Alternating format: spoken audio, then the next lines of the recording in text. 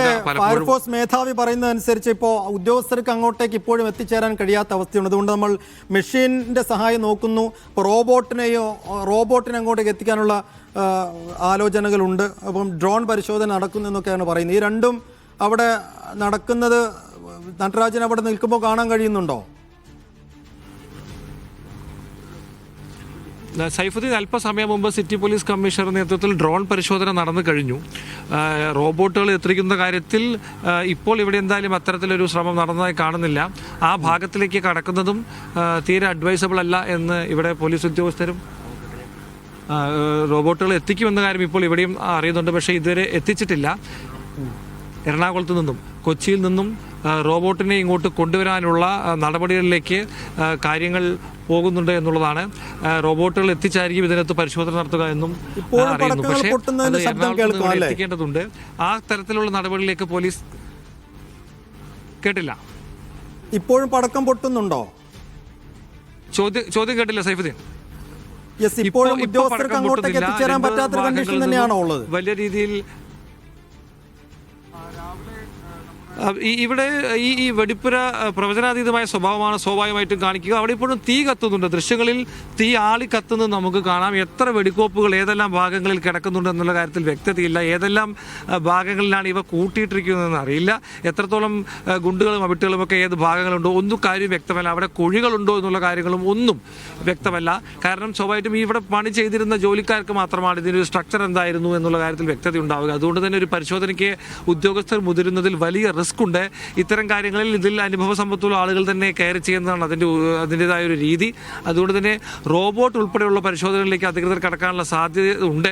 അതിന് കൊച്ചിയിൽ നിന്നും റോബോട്ട് കൊണ്ടുവരാമെന്ന് തരത്തിലുള്ള ചർച്ചകൾ ഇവിടെ നടക്കുന്നുണ്ട്. അക്കാര്യങ്ങളിലേക്ക് കാര്യങ്ങൾ കടക്കും. ഇതിൽ ഏറ്റവും പ്രധാനപ്പെട്ട കാര്യം അതിനൊക്കെ മുമ്പ് അവിടെ പരിശോധനാ യോഗ്യമായ ഒരു സ്ഥിതി ഉണ്ടാവണം എന്നുള്ളതാണ്. അതിനുവേണ്ടി വെള്ളം അടിച്ചുകൊണ്ട് അവിടെ ഒരു അനുകൂല സാഹചര്യം ഉണ്ടാക്കാനുള്ളൊരു ശ്രമമാണ് അധികൃതർ നടക്കുന്നത്. മാധ്യമപ്രവർത്തകരെയും നാട്ടുകാരെയും ആ ഭാഗത്തേക്ക് പോകുന്നതിൽ നിന്നും കർശനമായി പോലീസ് വിലക്കിയിട്ടുണ്ട്.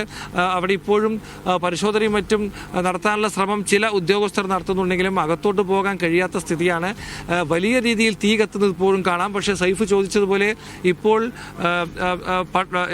ഈ അമിട്ടോ ഗുണ്ടോ ഒന്നും തന്നെ പൊട്ടുന്ന ശബ്ദം നമുക്ക് കേൾക്കുന്നില്ല എന്നുള്ളതാണ്. കുറെ കൂടി അടുത്തു നിന്നുള്ള ദൃശ്യങ്ങൾ ഇപ്പോൾ മീഡിയ വൺ സ്ക്രീനിൽ കാണാം. മരങ്ങളൊക്കെ പൂർണ്ണമായും കരിഞ്ഞ അവസ്ഥയിലുള്ള ദൃശ്യങ്ങൾ കാണാം. തീ ഇപ്പോഴും കത്തിക്കൊണ്ടിരിക്കുകയാണ് അവിടെ. ഫയർഫോഴ്സ് ഉദ്യോഗസ്ഥർ കുറെ കൂടി ആ സ്പോട്ടിലേക്ക് എത്തിച്ചേരാൻ കഴിഞ്ഞിട്ടുണ്ട് ഇപ്പോൾ എന്ന് മനസ്സിലാക്കുകയാണ്.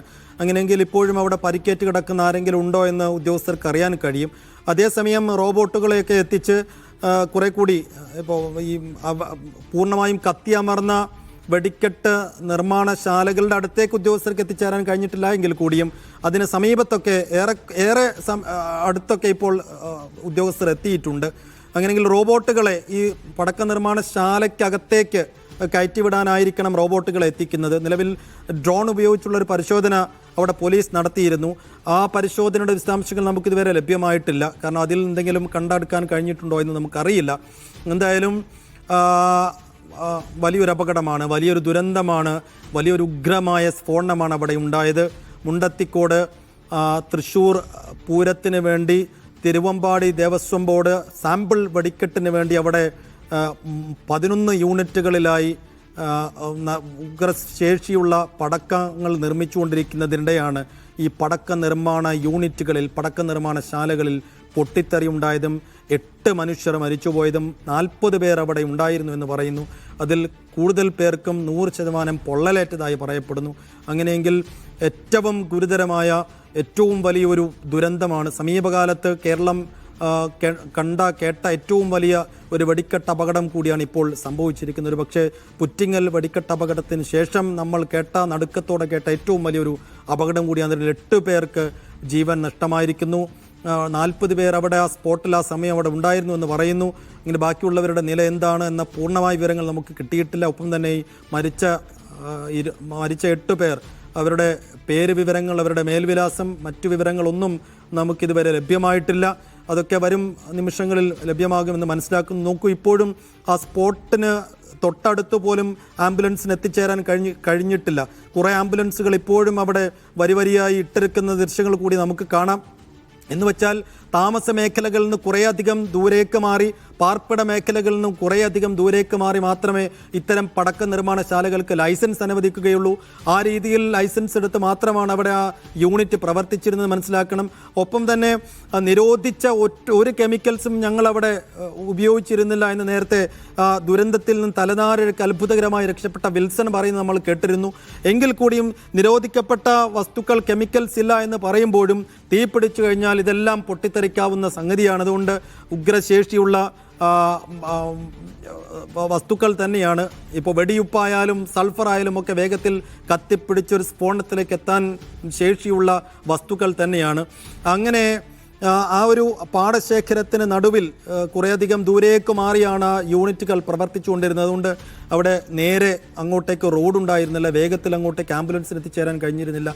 തുടക്കത്തിൽ രക്ഷാപ്രവർത്തനത്തിൽ ദുഷ്കരമായതും വെല്ലുവിളിയായതും ഈ ഒരു സാഹചര്യം ടെറൈൻ സംബന്ധമായ വെല്ലുവിളി തന്നെയാണ്. എങ്കിൽ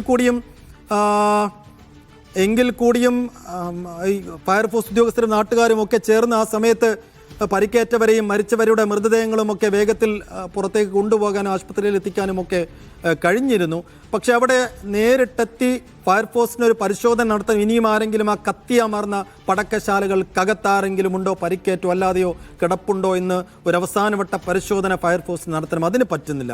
അതിന് പറ്റാത്തൊരവസ്ഥ ഇപ്പോഴുമുണ്ട്. കാരണം അവിടെ എപ്പോഴും കത്തിക്കൊണ്ടേയിരിക്കുന്നു. മുഴുവൻ പടക്കങ്ങളും കതിനയും ഗുണ്ടും അടക്കമുള്ള വലിയ ഉഗ്രശേഷിയുള്ള സ്ഫോടക വസ്തുക്കളാണെല്ലാം.